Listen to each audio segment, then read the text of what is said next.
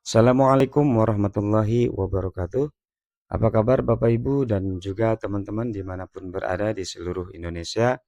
Jumpa kembali di channel Kang Safar. Di video kali ini kembali saya akan berbagi informasi untuk Bapak dan Ibu dan juga teman-teman terkait dengan kriteria pegawai yang akan diangkat menjadi P3K paruh waktu. Informasi kali ini Bapak Ibu dan juga teman-teman dilansir dari situs ayobandung.com. Resmi ditetapkan oleh Menpan RB, ini kriteria pegawai yang diangkat jadi P3K paruh waktu. Apakah Bapak Ibu dan juga teman-teman masuk kategori ini atau tidak? Maka untuk mengetahuinya, kita simak sama-sama videonya sampai selesai. Resmi ditetapkan oleh Menpan RB mengenai kriteria pegawai yang diangkat menjadi P3K paruh waktu. Menpan RB Rini Widiantini telah sepakat bahwa pengadaan seleksi P3K akan membuat dua skema baru bagi tenaga honorer. Mengingat banyaknya tenaga honorer yang perlu diselesaikan statusnya pada tahun 2025 ini, sekaligus sudah resminya pengangkatan pegawai dengan status tersebut di instansi pemerintahan pusat maupun pemerintahan daerah.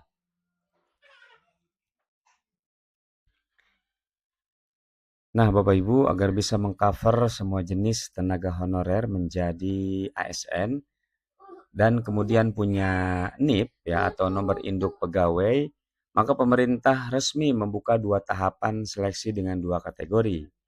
Di antaranya adalah seleksi P3K tahap 1 dan tahap 2 dengan persyaratan tenaga honorer yang berbeda. Lewat seleksi P3K ini akan ada dua jenis tenaga honorer yang diangkat menjadi ASN, yakni P3K penuh waktu dan P3K paruh waktu. P3K penuh waktu merupakan status peserta dari tenaga honorer yang sudah melaksanakan seluruh rangkaian seleksi P3K dan mendapatkan peringkat terbaik. Tentu pengangkatan tenaga honorer menjadi P3K penuh waktu ini untuk memenuhi kebutuhan informasi yang ada di instansi pemerintahan. Nah, bagi yang sudah dinyatakan lulus dalam seleksi P3K tahap 1 ini, segera melakukan pengisian DRH atau daftar riwayat hidup secara lengkap Bapak Ibu ya. Pengisian DRH ini bisa dilakukan melalui akun SSCASN masing-masing hingga 31 Januari 2025. Kelulusan peserta yang bisa diangkat menjadi P3K penuh waktu hanya yang memiliki kode R2L dan R3L. Berikut arti kode kelulusan peserta dalam seleksi P3K tahap 1 kemarin. Nah, jadi dari hasil pengumuman kemarin Bapak Ibu ada beberapa kode kelulusan ya. Nah, di sini akan coba dijelaskan terkait dengan kode tersebut. Arti dari Nah, yang pertama ini ada kode L. Kode ini artinya adalah peserta lulus menurut keputusan Menpan RB nomor 347 tahun 2024. Kemudian ada R2, ini peserta XTHK 2 menurut keputusan Menpan RB nomor 347 tahun 2024. Selanjutnya ada R3, ini peserta non ASN terdata menurut keputusan Menpan RB nomor 347 tahun 2024. Kemudian ada kode R4, ini adalah peserta non-ASN yang tidak terdata menurut keputusan Menpan RB nomor 347 tahun 2024. Selanjutnya ada kode TH, ini adalah peserta yang tidak hadir. Kemudian untuk TMS adalah peserta yang tidak memenuhi syarat. Lalu ada APS, peserta mengajukan pengunduran diri. Kemudian ada kode DIS, ini adalah peserta yang didiskualifikasi begitu. Bagi peserta dari tenaga honorer yang hanya mendapatkan kode R2 dan R3 saja, maka ini tidak memenuhi untuk diangkat menjadi P3K penuh waktu. Dinyatakan lulus sebagai ASN dengan kategori P3K paruh waktu. Kriteria pegawai yang diangkat menjadi P3K paruh waktu ini adalah sebagai berikut. Nah, ini Untuk yang P3K paruh waktu Bapak Ibu ya, nanti bisa kita lihat kriterianya.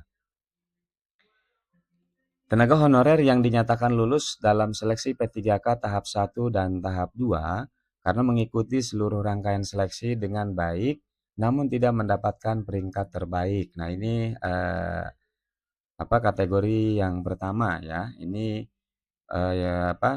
tenaga honorer yang diangkat menjadi P3K paruh waktu. Kemudian kategori kedua adalah tenaga honorer yang tidak memiliki formasi di instansi pemerintahan. Mengingat dari 1,7 juta formasi P3K yang disediakan oleh pemerintah, instansi pemerintahan hanya membuka 1 juta 17 formasi saja. Jadi masih ada sekitar 600-an berarti ya yang belum mendapatkan formasi dari total 1,7 juta begitu.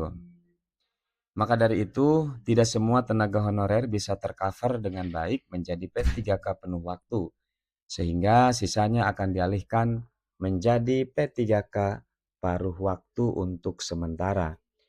Melalui evaluasi kinerja dan syarat administrasi lainnya, pegawai dengan status paruh waktu ini bisa diangkat nanti Bapak Ibu menjadi P3K penuh waktu. Jadi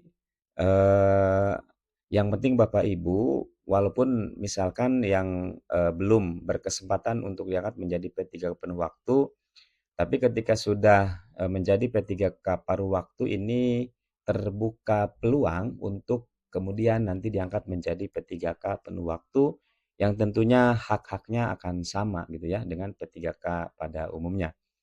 Demikian Bapak Ibu informasi mengenai ditetapkannya ya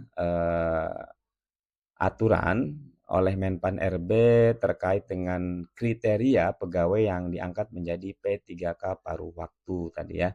Tadi sudah disampaikan ada 2 kategori. Demikian informasi yang bisa di-share untuk Bapak dan Ibu dan juga teman-teman para tenaga honorer di seluruh Indonesia. Semoga informasi ini bermanfaat dan terima kasih. Assalamualaikum warahmatullahi wabarakatuh.